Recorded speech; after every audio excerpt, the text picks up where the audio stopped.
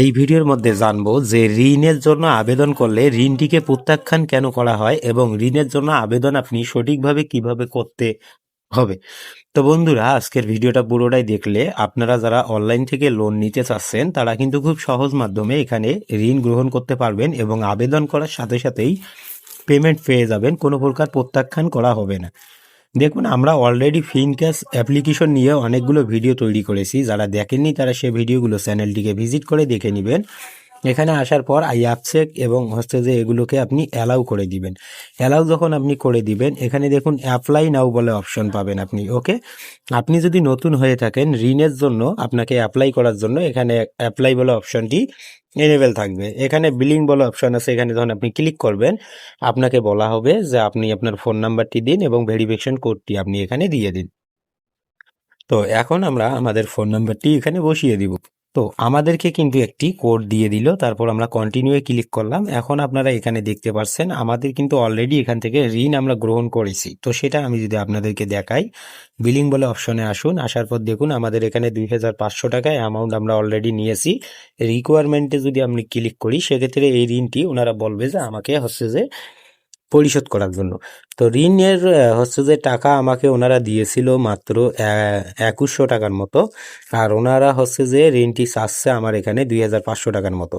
তো এখন যদি আপনি এটাকে পরিশোধ করতে যান, সেক্ষেত্রে কিন্তু আপনি চাইলে রিকোয়ারমেন্টে ক্লিক করে পরিশোধ করতে পারেন। এখন দেখুন, আমরা যেহেতু আবেদন প্রত্যাখ্যান করে, তো এটা যেন না করে, কেন না করবে, এখানে দেখুন গেট নাও বলে অপশন আছে। জাস্ট আপনি গেট নাও এ ক্লিক করে এখানে আপনি দেখতে পারবেন 30 সেকেন্ডের মতো একটা টাইম নেবে। তো ঋণের আবেদন করার জন্য আপনার কিন্তু ডকুমেন্ট দিতে হবে, এনআইডি কার্ড দিতে হবে, এসব কিছু আপনাকে তথ্য দিয়ে দিতে হবে। এখন এখানে অ্যাড ইউর উইথড্র ওয়ালেট, মানে পেমেন্টটা আপনাকে কিসের মধ্যে দিবে সেটা আপনি এখানে সিলেক্ট করে দিবেন। আমরা পেমেন্ট নিব হচ্ছে যে বিকাশের মাধ্যমে, বিকাশ দিলাম। এখানে আমাদের উইথড্র ওয়ালেট নাম্বার যেটা রয়েছে সেটা আমরা এখানে বসিয়ে দিব। 75 এখন আপনারা দেখতে পাচ্ছেন আমরা আমাদের বিকাশ নাম্বারটি দিয়ে দিয়েছি। এখন আমরা এখানে কনফার্মে ক্লিক করব।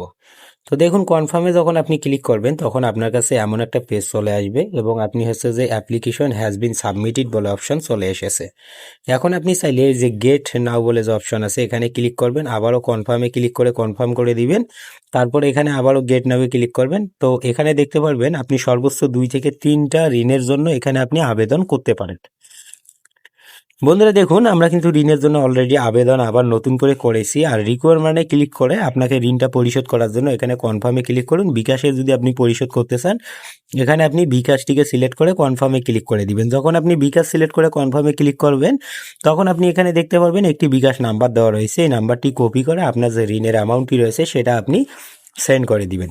তারপর সেখানকার যে ট্রানজ্যাকশন আইডিটি রয়েছে সেটা এখানে আপনি দিয়ে জমা দিনে ক্লিক করবেন, আপনার ঋণটি কিন্তু পরিশোধ হয়ে যাবে। তো ঋণ কিভাবে পরিশোধ করতে হয় সেটা কিন্তু আপনারা অলরেডি দেখতে পারছেন। তো এখানে দেখুন আমাদেরকে ওনারা কিন্তু হচ্ছে যে দেখাচ্ছে যে আমাকে 5000 টাকা পরিশোধ করতে হবে। এই ঋণ আমরা কখনো পরিশোধ করব না। তো ঋণ পরিশোধ না করলে কি হবে সেটাও আমি এই ভিডিওতে আপনাদেরকে বলে দিব। এখন আমরা আবারও কিছুক্ষণ ওয়েট করি এবং আমরা এখানে দেখি আমাদের কোনো ঋণ পেন্ডিংয়ে আছে নাকি। তো দেখুন, আমরা কিন্তু 2টা ঋণ এখানে আমরা হচ্ছে যে আবারও নতুন করে আবেদন করেছি, এটা কিন্তু পেন্ডিংয়ে রয়েছে। তো এখানে আমরা একটু রিলোড করি, তারপর দেখি এই ঋণটা কিন্তু নাও দিতে পারে, কেননা আমি একবার ঋণ নিয়ে কিন্তু এটাকে আমি পরিশোধ করিনি। তো হতে পারে আমার এটা প্রত্যাখ্যান করতেই পারে। আপনি একবার ঋণ নিবেন কিন্তু পরবর্তীতে পরিশোধ না করলে এইগুলো অ্যাপ্লিকেশন আপনাকে আর ঋণ দিবে না এবং আপনাকে হুমকি ধুমকি দেবে, আপনার ফোন নাম্বারে কল করবে এবং আপনাকে এই যা তা বলবে। সেগুলো যদি আপনি মেনে নিতে পারেন কোনো সমস্যা নেই। আর আপনারা যথেষ্ট চেষ্টা করবেন ফেক ডকুমেন্ট দেওয়ার জন্য। আর এগুলো কিন্তু আমাদের দেশে বর্তমান আইনত হচ্ছে যে এটা একটা মানে অপরাধ। তবে আপনারা এখান থেকে ঋণ গ্রহণ করবেন না। তাও যদি আপনারা নিতে চান, এরা কিন্তু একটা স্কাম, ঠিক আছে, এরা কিন্তু স্কামার। তো আপনাকে বিভিন্ন ধরনের দিয়ে আপনাকে স্কাম করবে। তার জন্য আপনাকে বেশিরভাগ চেষ্টা করতে হবে ফেক ডকুমেন্ট দেওয়ার জন্য। আর ফেক ডকুমেন্ট দিয়ে যদি আপনি ঋণটি গ্রহণ করতে পারেন, সেক্ষেত্রে কিন্তু কোনো প্রকার সমস্যা হবে না। এখানে দেখুন আমাদের ঋণটি কিন্তু ফেল হয়ে গেছে, আপনারা এখানে দেখতেই পারছেন আমাদের ঋণ ফেল হয়ে গেছে।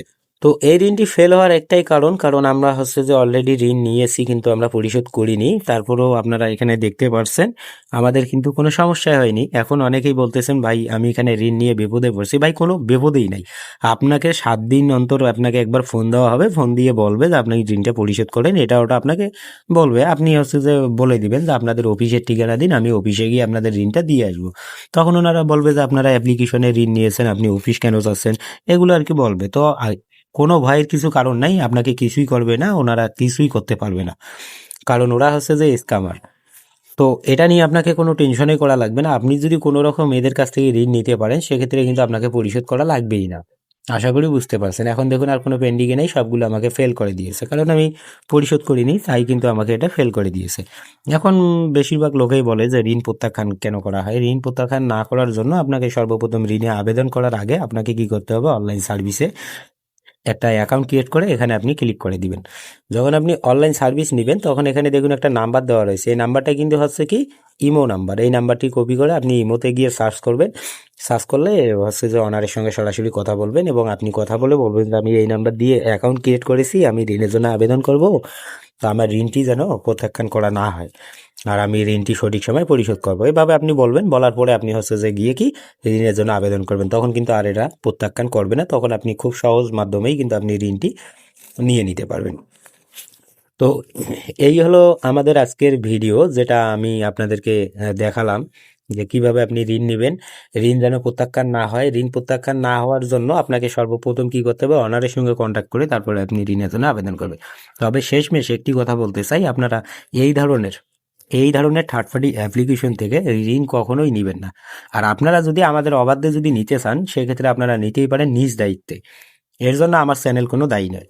বন্ধুরা, আমরা এই ভিডিওগুলো প্রতিনিয়ত শেয়ার করি, আপনারা পছন্দ করেন এবং হচ্ছে যে অনেকেই অনলাইন থেকে হচ্ছে যে আর্থিক সমস্যার কারণে ঋণ নিতে চান, যার কারণে এই ভিডিওগুলো শেয়ার করি। তো ভিউয়ার্স, আপনারা যদি এখান থেকে ঋণ নিতে চান অবশ্যই নিজ দায়িত্বে নেবেন।